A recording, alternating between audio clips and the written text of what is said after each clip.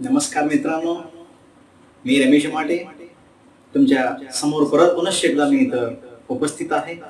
मित्रांनो, आपलं similarity maths part 2 इयत्ता 10वी सेमी इंग्लिश विद्यार्थ्यांसाठी आपण पहिलं टॉपिक सुरू केलं होतं आणि त्याचा आजचा हा शेवटचा व्हिडिओ असणार आहे.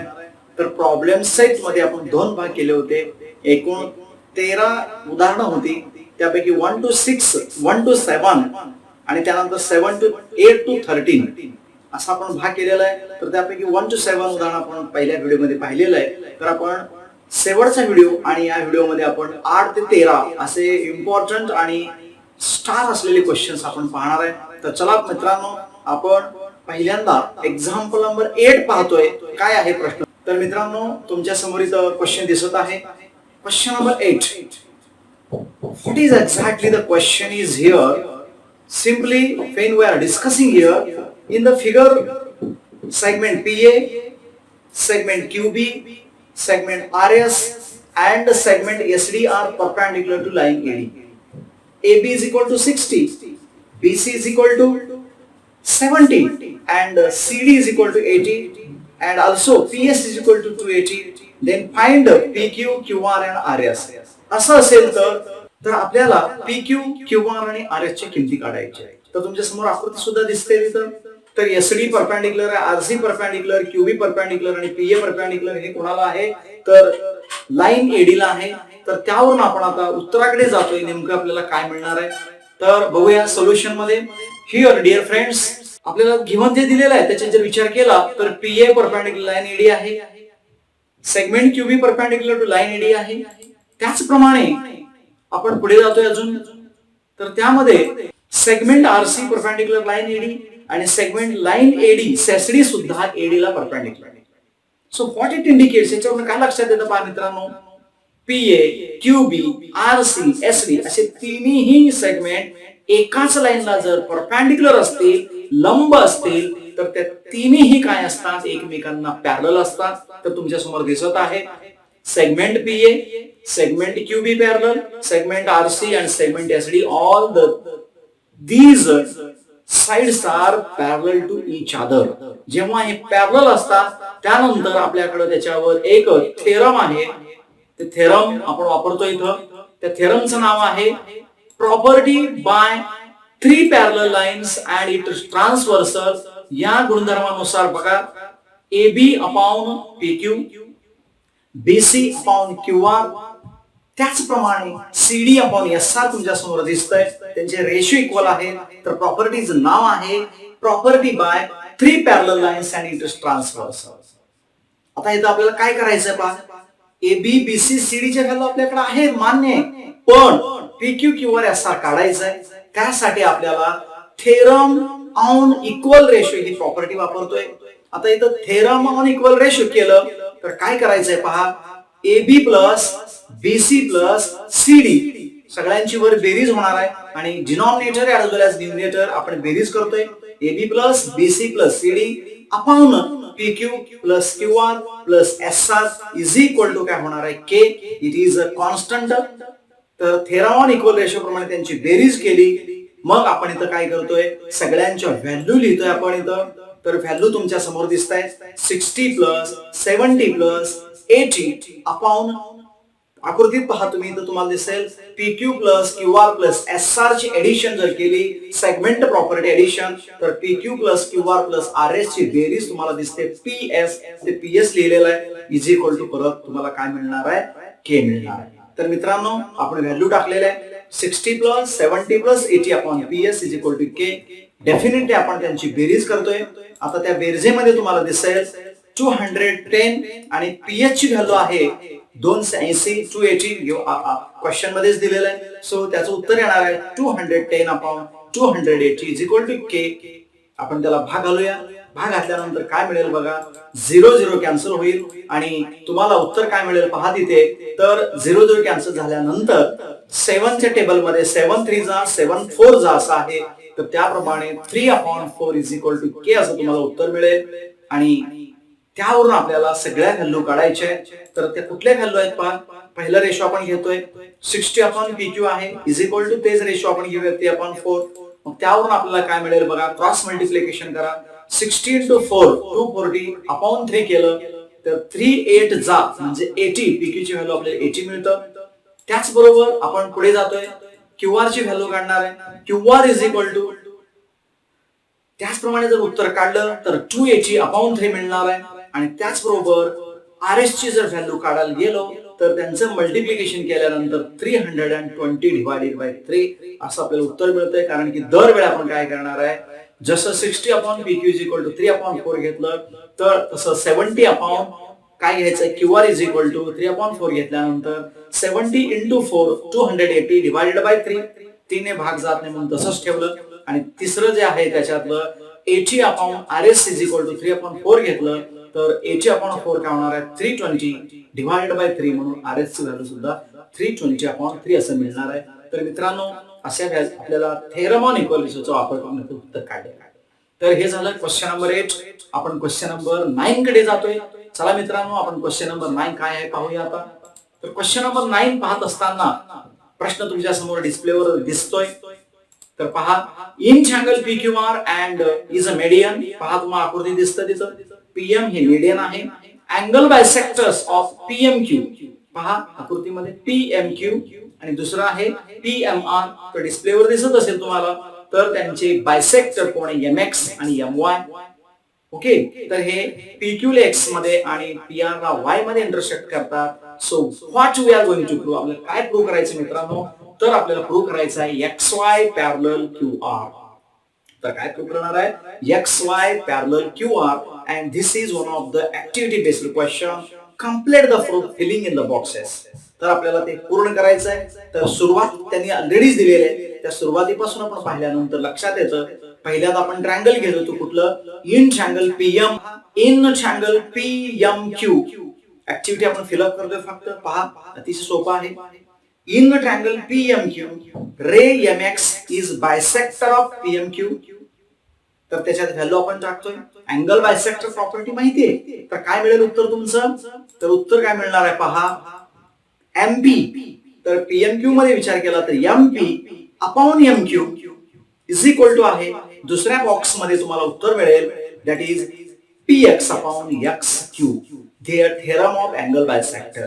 हे कुठली प्रॉपर्टी वापरलेली आहे आपण इथं, theorem of angle bisector boxes मध्ये आलेले आहेत. आता दुसरा ट्रायंगल आपण घेतोय, इन ट्रायंगल PMR. या बाजूचं ट्रायंगल आहे पहा, तुम्हाला स्पष्ट दिसतंय तिथं. In triangle PMR ray MY is bisector of angle PMR. तर तिथे MY हे काय आहे, अँगल PMR चा बायसेक्टर आहे.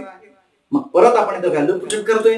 तर पहा पुटअप केल्यानंतर सेम परत इथं काय येणार आहे, MP परत रिपीट झालेला आहे. MP upon MR is equal to PY upon YR मिळेल बघा. PY अपॉन YR असं उत्तर मिळेल. परत थेरम आहे, theorem of angle bisector. But PM is medium. Medium म्हणजेच काय, तो अपोजिट साइड्सला इक्वल करतो. बरोबर, PM means M is mid point of QR.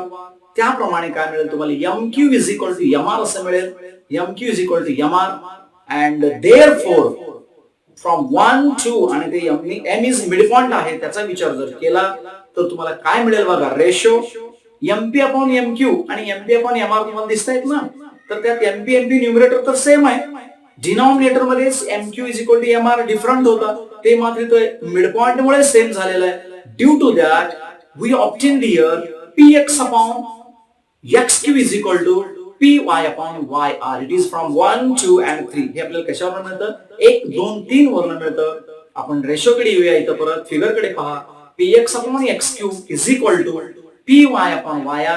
याचा जर विचार केल्यानंतर असं मिळतं तुम्हाला की जर रेशो प्रपोर्शन मध्ये असतील तर ती लाईन काय आहे, ते थर्ड साइडला पॅरलल असते. Due to that here what happen, XY parallel QR and which property we have to use here, converse of basic proportionality theorem.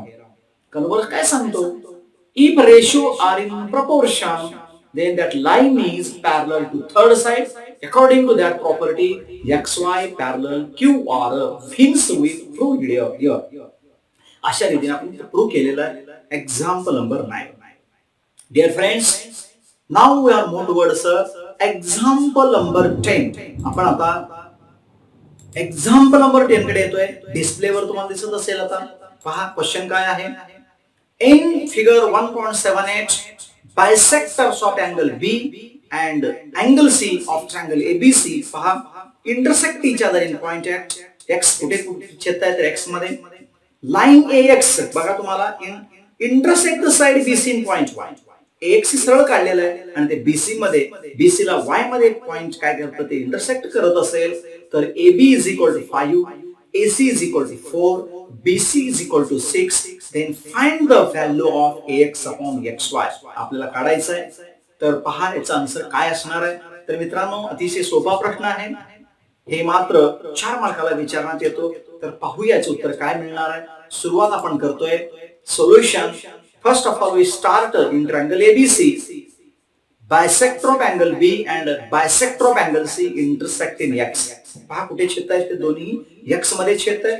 जे दिलेलं गिवन आहे तेच आपण लिहिलेलं आहे. बायसेक्टर्स आहेत BX आहे आणि इथे CX आहे. which intersect in point X तुम्हाला दिसत असेल. तर त्यावरून आपण आता पहा पहिल्यांदा एक ट्रायंगल घेऊया छोटा ABY. In triangle ABY ray BX पहा रे BX is a bisector of angle B. B means ABC.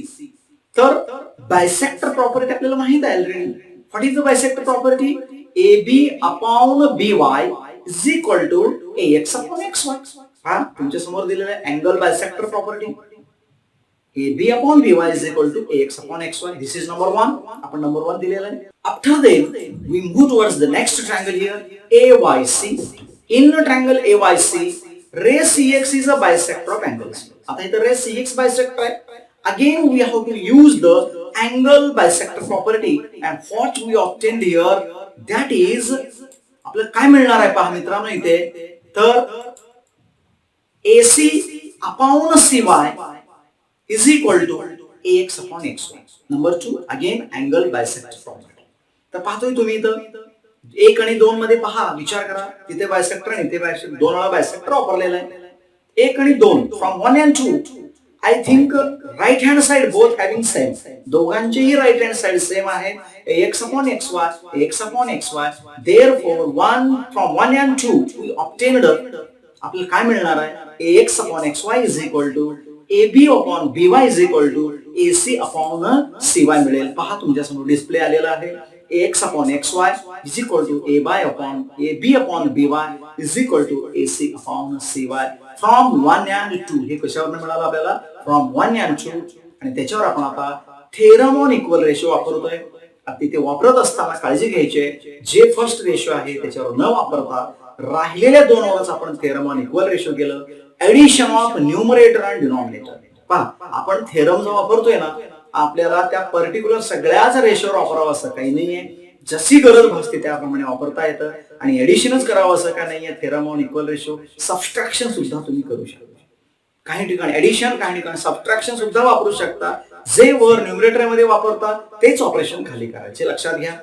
त्यानंतर आपल्या समोर दिसतंय AX upon XY is equal to AB plus AC upon BY plus CY हे आपल्याला मिळालेलं आहे. And we have to put the value. आपण व्हॅल्यू पुट केल्यानंतर पहा AX upon XY is equal to AB ची व्हॅल्यू 5 आहे. AC is 4 and BY plus CY आकृतीत पहा तुम्ही BY plus CY ची व्हॅल्यू टोटल BC येते आणि त्यामुळे त्याचं डायरेक्टली आन्सर 6 ला लिहिलेलं आहे. So AX upon XY is equal to 5 plus 4 upon 6 means 9 by 6 and 9 by 6 is divided by 3. So 3 3s are 9, 3 2s are 6. So AX upon XY is equal to 3 by 2. It is the final answer. अशा रीतीने आपल्याला याचं उत्तर मिळालेलं आहे. AX upon XY is equal to 3 by 2. मला वाटतं मित्रांनो तुम्हाला सहज लक्षात आलेलं आहे. थेरम ऑन इक्वल रेशो एकदा त्याचबरोबर 2 वेळा अँगल बायसेक्टर प्रॉपर्टी तर तुमच्या समोर हे उत्तर तयार असणार. तर अशा रीतीने इझी मेथडने तुमच्या समोर स्पष्ट केलेलं आहे. आफ्टर देन एक्झाम्पल नंबर 11 आपण आता 11व्या प्रश्नाकडे जातोय. तर तुमच्या समोर डिस्प्ले झालेला आहे. इन क्वाड्रिलॅटरल ABCD पहा AD पॅरलल BC आहे आणि डायगोनल AC आणि diagonal BD intersect point P. तर प्रूव्ह काय करायचं आहे. AP upon PD is equal to PC upon BP prove करायचं आहे. अतिशय सोपा प्रश्न आहे. अशा प्रश्नामध्ये आपल्या लक्षात आलं असेल A टेस्ट 2 ट्रायंगल त्याचे करस्पॉन्डिंग साइड्स लिहिलं तर उत्तर सहज आपल्याला मिळतं. तर आपण याचं उत्तर काढतोय आता. सो क्वाड्रिलॅटरल एबीसीडी पासूनच आपण सुरू करतोय. तर सोल्युशन पहा तुमच्या समोर आता. In quadrilateral ABCD segment AD parallel segment BC that is given. Therefore तुम्हाला काय मिळतं पहा मित्रांनो. आता इन ट्रायंगल आता आपण काय करणार आहे, दोन ट्रायंगल घेऊया. हा काय आहे, पॅरलल असल्यामुळे तिथे डेफिनेटली करस्पॉन्डिंग अँगल्स किंवा अल्टरनेट अँगल्स किंवा पर्टिक्युलर अपोजिट अँगल्स तुम्हाला मिळणार आहेत. तर आपण दोन ट्रायंगल चूज करतोय, triangle APD and triangle CPB. Okay, let us we start in triangle APD and in triangle CPB. Once again पहा. सो फर्स्ट ऑफ ऑल तुमच्या समोर दिसतंय angle APD congruent angle BPC, vertically opposite angle. याला काय म्हणतो आपण, vertically opposite angle. Second angle तुमच्या समोर आहे angle ADP congruent angle PBC, alternate angle Z आकार दिसतोय तुमच्या समोर पहा, एडीपी पीबीसी. तुम्हाला डीएपी पीसीबी हे सुद्धा व्हर्टिकल अल्टरनेट अँगल मिळू शकतं, तुम्ही ते सुद्धा वापरू शकता. व्हर्टिकल अपोजिटच्या ऐवजी दोन्ही अल्टरनेट वापरला तरी काही प्रॉब्लेम नाही. सो तुमच्या समोर दोन अँगल्स मिळत आहेत, congruent angles. Therefore we know APD similar triangle CPB by A test. तर triangle APD similar triangle CPB correspondence तेच घेणं गरजेचं आहे. APD कडून घेतला तर CPD असं रिव्हर्स घ्या, त्याचे आपल्याला करस्पॉन्डिंग साइड्स लिहायचे. तर पहा AP घेतला तर CP येणार आहे. सो AP अपॉन PC म्हणूया. PCच का म्हणतोय तर आन्सर मध्ये PC आहे म्हणून आपण PC लिहिलं. इज इक्वल टू काय मिळतं, PD अपॉन नंतरचं सेकंड दोन PD अपॉन PB म्हणजेच BP. Here is corresponding sides of similar triangle that is called as CSST. And now AP upon PD हवाय is equal to PD upon VP. तर उत्तर तुम्ही जर चेक केला तर फक्त कोणाची जागा बदललेली आहे, PC आणि PD. It is called invertendo. आपण इन्व्हर्टंडो करूया तर काय मिळतं तुम्हाला उत्तर याचं. तर उत्तर पहा मित्रांनो, इथे फक्त इन्व्हर्टंडो करायचं आहे. मग इन्व्हर्टंडो केल्यानंतर तुम्हाला उत्तर मिळेल AP अपॉन PD मिळतो आणि PC अपॉन VP तुमच्या समोर दिसत आहे. So this is a very simple question and along with answer but asking for 3 marks. 3 मार्काला हा प्रश्न विचारला जातो. आता त्यानंतर आपण 12 आणि 13 असे दोनच प्रश्न शिल्लक आहेत. Now move toward the last question, 30 number. Dear friends, we are moving toward the last question here. That is a 30 number question in front of you. पहा काय क्वेश्चन आहे. The vertices of square DEFG are sides of triangle ABC. Angle A is equal to 90. Then prove that DE square is equal to BD into EC. आपल्याला prove करायचं आहे. तर figure सुद्धा तुमच्या समोर आहे. हे जरा किचकट आहे, त्याचं कन्स्ट्रक्शन दिलेलं आहे. तर GDEF हा स्क्वेअर आहे, BAC हा राईट अँगल्ड ट्रायंगल आहे. तर आपण सुरुवात करतोय आता. सोल्युशन मध्ये पहा, quadrilateral GFED is a square. तो स्क्वेअर आहे म्हणजेच काय प्रॉपर्टी असणार, all sides are congruent. GF is equal to FE is equal to DE is equal to ZD. Sides of a square. त्याचे अँगल्स राईट अँगल असणार आहेत. बघा angle G, angle F, angle E, angle D is equal to 90. Angles of a square. Now we taking two triangles. आपण दोन triangles घेतोय. Triangle ZAF and triangle BDG. These two triangles are similar. कसे similar होतात पहा. Angle ZAF congruent angle ZDG. each 90. पहा GF 90 आहे, ZDB 90 का आहे तर स्क्वेअर इकडचं 90 असेल तर इकडचं सुद्धा 90 असतं. अँगलशी लिनियर पेअर आहे नियमाप्रमाणे. तर हा अँगल मिळाला. दुसरा अँगल करस्पॉन्डिंग अँगल आहे. पहा AZF. ZF जर त्याचं बघा तुम्ही GF हे जर ट्रान्सव्हर्सल घेतलं तर तुम्हाला AZF आणि ZBD हे करस्पॉन्डिंग अँगल्स मिळतात. So triangle ZAF similar triangle BDG by A test. तर जसे हे दोन ट्रायंगल इकडचे मिळाले सिमिलर, आता परत JF सोबत CF हा ट्रायंगल आपण घेतोय. So we can prove that similarly we can prove that triangle ZAF तोच triangle similar to FEC by A test. तर इथं सुद्धा कसं येणार आहे पहा, ZAF कॉन्ग्रुएंट FEC each 90 आणि दुसरा अँगल जो आहे पहा ZFA congruent ECF corresponding angles म्हणून A टेस्ट. फ्रॉम 1 and 2 1 आणि 2 वरून काय मिळतंय, GAF similar to BDG FEC. So triangle BDG similar triangle FEC. तर तुमच्या समोर दिसत आहे BDG हे FEC ला सिमिलर आहे.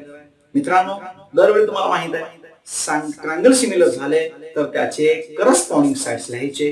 तर तुमच्या समोर करस्पॉन्डिंग साइड्स आहेत BD upon EF is equal to DG upon EC. तिसरं आपल्याला लागणार नाही म्हणून तर लिहित नाही. Corresponding sides of similar triangle पहा BD upon EF is equal to DG upon EC. तर त्यामध्ये तुम्हाला बीडी आणि EC मिळत आहे, पण तुम्हाला डीई कुठेच दिसत नाहीये. पण तुम्हाला वर जर पाहिला तर साइड ऑफ स्क्वेअर मध्ये जर पाहिला EF डीज हे जे दोन दिसत आहेत ना राहिलेले रेशो, तिथे पहा these EF these DF these EF are equal to D. म्हणून आपण ते DE ची व्हॅल्यू टाकली तर तुम्हाला काय मिळतं DG into EF is equal to BD into EC. त्या दोघांची व्हॅल्यू DG आणि EF आपण काय दिलं DE into DD दिलं, म्हणून काय मिळेल BD into EC. So DE into DE काय मिळणार आहे DE square is equal to BD into EC. तर मित्रांनो अशा रीतीने आपल्याला प्रॉब्लेम सेट 1 मध्ये सगळे एक्झाम्पल आपण इथं संपवलेला आहे. अशा रीतीने आपला हा टॉपिक इथं संपलेला आहे. तुम्हाला हा टॉपिक आवडला म्हणजेच शिकवलेलं आवडलं असेल, टीचिंग आवडलं असेल तर नक्की सबस्क्राईब करा आणि जास्तीत जास्त विद्यार्थ्यांपर्यंत पोहोचवा. थँक्यू. आपण परत पुढील टॉपिक कडे जाणारच आहे. नक्कीच तुम्ही सबस्क्राईब करा आणि बेल आयकॉन दाबा. धन्यवाद.